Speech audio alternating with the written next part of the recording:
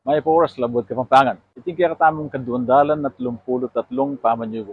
Tsuk nga ni kening balena ni Bunso, nga medyo menaliwayas kayong kaya katamong garden nakalupan nito sa dyan tutok ng king Norwalk. Makanya man, pagumpisan ko Yung mumunan dili, tingnan manong tawag. Tawag, tegalugan niya. Yang katulid na mas manayon yan kay Kapampangan. Tegalugan niya naman ng simangot. Panerang mga simangot, Tegalugan niya yan. Atin yung mas manayon na katulid kay Kapampangan. Ing pampasikan, tegalugan niya naman. Kalupan na ning ugis. Tegalugan. Gagawan tayo ni bilang panalala.